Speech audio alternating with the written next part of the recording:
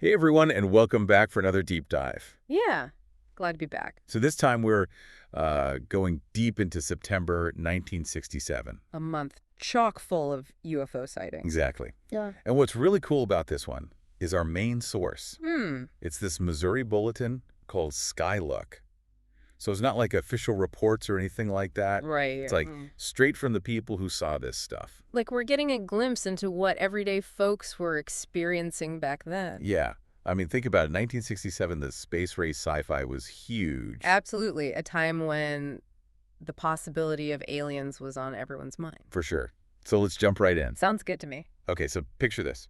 Salem, Missouri. It's August 21st, 1967. Early morning. Yeah, like 4:00 a.m. Okay. This woman, Dorothy Rommel, she hears her dog barking. Oh no. What is it? So she goes outside to check. Makes sense. And that's when she sees it, this brilliant light just moving across the sky. Interesting. What'd she say it looked like? He said it moved kind of like a kite, swaying in the breeze. Not like a plane or anything. Nope, not at all. So she calls it in to the radio station. And they contacted a weather station. Yeah, at Lambert Airfield in St. Louis. And? They said no weather balloons, no way. And that a weather balloon wouldn't be that bright anyway. Right. Okay, so now we're going to the University of Missouri. Home of the Tigers.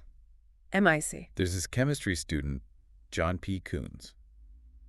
What about him? He's trying to start a UFO club right there on campus. A UFO club on campus. That's awesome. I know, right? And he thinks there's going to be even more sightings soon. So he wants to be ready. Exactly. And he actually got 31 students to sign a petition to start the club. Wow. So there was definitely interest. Yeah, even some faculty from the science department signed it. So it wasn't just like a fringe thing. Not at all. Okay, so now let's go over to Osage Beach. Lake of the Ozarks. Yep, this newsman Lee case. He had 3 UFO sightings in just 1 week. Whoa. In 1 week? Yeah, this is the first week of March 67. Okay, what happened? So first he sees this bright red light way off in the distance. Moving how? Erratically, like all over the place. Sounds strange. Yeah, they stopped the car to get a better look. Yeah. It disappeared. Like it vanished into thin air. Yep. And a few days later, Yeah.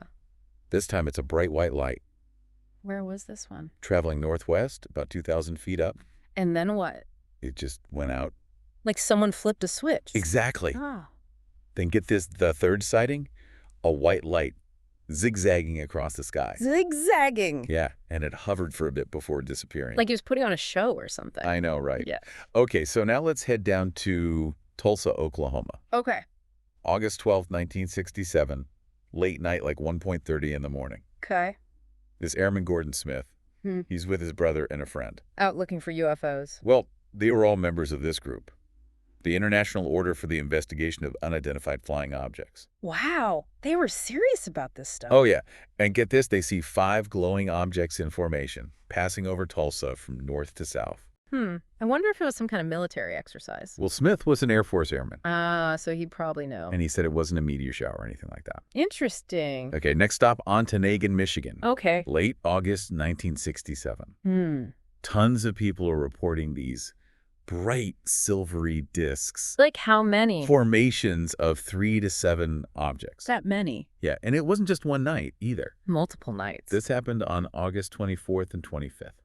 Wow, so a lot of people saw this. Yeah, the Ontonagon County Sheriff and the Hancock Police Department got a bunch of calls. So, like, official reports, too. And then, this is wild, even the FAA at the Houghton Airport got a report. From who? An Air Canada aircraft crew. Whoa, they saw something, too. They saw a UFO above their plane northwest of the airport. So it wasn't just folks on the ground? Nope. Okay, what else do we have? All right, how about this one? Tucson, Arizona. Okay. This one's crazy. Some friends of the Skylook assistant editor. Okay. They see this bright red-orange disc in broad daylight. Whoa. In the daytime? Yep, just hovering there. What did they do? They reported it, and get this, the Air Force scrambled 2 jets to check it out. The Air Force? Oh, seriously? Yep, they sent jets after this thing. What happened? Did they catch it? Well, here's the thing. When the jets tried to circle the object, it just shot straight up. Like it was trying to get away from them. Yeah, and then when the jets reached that altitude, the object dropped below them. It's like it was playing with them. Right. This went on for like 20 minutes. 20 minutes. Yeah, and then it just took off and vanished. Wow, that's a wild story. I know, right? Okay, last one for this part. Okay, hit me with it. Newton, Kansas, June 9th, 1967, early morning. What happened there? a patrolman named Jerry Kilfoyle. He's on duty, Okay. and he sees this huge, bright orange flash in the sky. An explosion. He described it as a very bright explosion of orange and white light. Whoa. And then it started falling and disappeared over the horizon. Like it fell to Earth. Yeah, it's crazy, right? Yeah, definitely a little spooky. And what's even weirder, the sheriff there, Vern Miller, he got 5 other calls about strange things in the sky. Around the same time. Yeah, and it all coincided with reports of flying saucers over Wichita. So like a wave of sightings in Kansas. Exactly. It's like something big was happening in the skies back then. It really makes you wonder. It does, doesn't it? And we're just getting started. Can't wait to hear more. So we've got all these incredible sightings, right?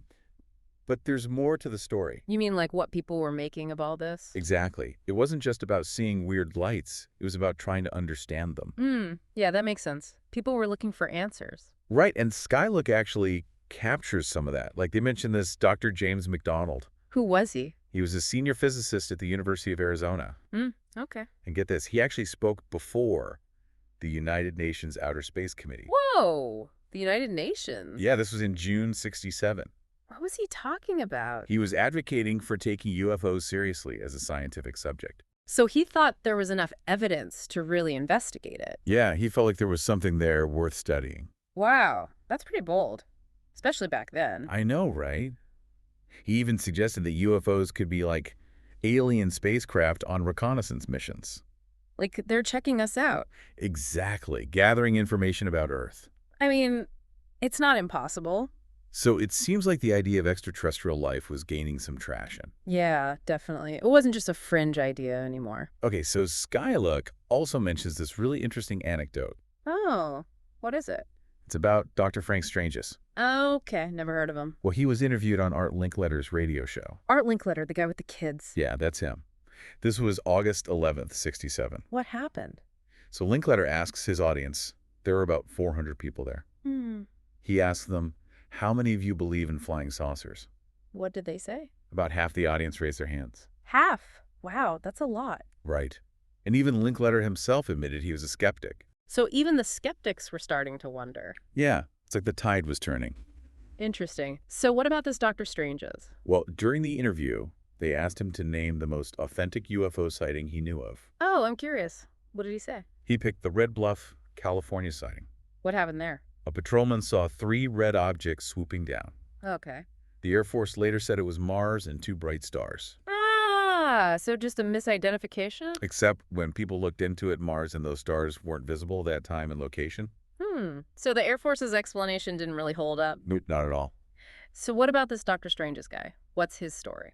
Well, his interest in UFOs actually started way back in 1945. 45, so right after the war. Yeah, he had a friend, a pilot, who told him about seeing 3 disc-shaped objects. During the war. Yeah, apparently they were on a collision course with his plane. Whoa, that's intense. And it gets even crazier.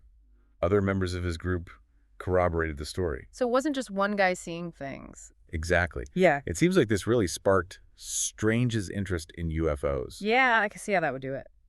And he ended up writing a book about all this. A book? What's it called? It's called The Stranger at the Pentagon. Intriguing title. What's it about?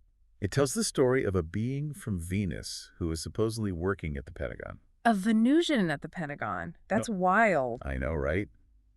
It sounds pretty far out there. Yeah, definitely. Yeah. But it shows you how people's imaginations were running wild with this stuff. For sure.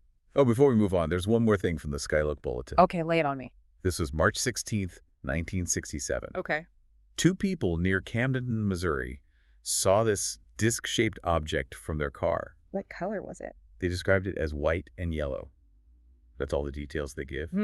Another disc-shaped object in Missouri. It seems like the Show Me State was living up to its name back then. It does. And, you know, it's interesting how often we see certain shapes and colors in these reports. Like what?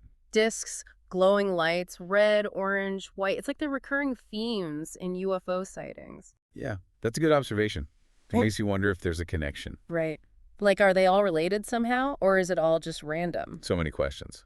Okay, let's talk about the resources Skylook mentions. Okay. They talk about a bunch of publications dedicated to UFOs. Like what? There's Flying Saucers, Hostel, Flying Saucers Occupants, even a Look magazine publication all about flying saucers. Wow, so there was a whole UFO media scene back then. Yeah, just like we see today. Yeah. I wonder if any of those publications are still around. That's a good question. Maybe we could find them in archives or online. It'd be cool to see what else they were saying back then. Yeah, it would give us even more context for all these sightings. All right, well, let's keep digging into these September 1967 UFO sightings. We've got a lot more ground to cover. I'm ready for it. Great. Because it seems like every report we look at just raises more questions. And that's what makes this so fascinating. It's a mystery we're still trying to solve. It's amazing to think how much UFO activity was being reported back then, right? It really is. And Yeah. Skylook touches on something that I think is really important. That's it. They talk about how back then there wasn't really an official place to report UFO sightings. Oh, yeah, that makes sense.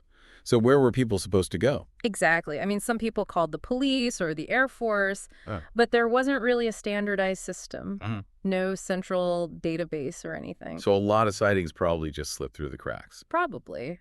And even the ones that were reported, who knows how seriously they were taken. Yeah, it makes you wonder how much information was lost or just dismissed. And that brings us back to Skylook. They were trying to fill that void, give people a place to share their experiences. To create a community of sorts. Exactly. A place where people could feel like they weren't alone, like they weren't crazy for seeing these things.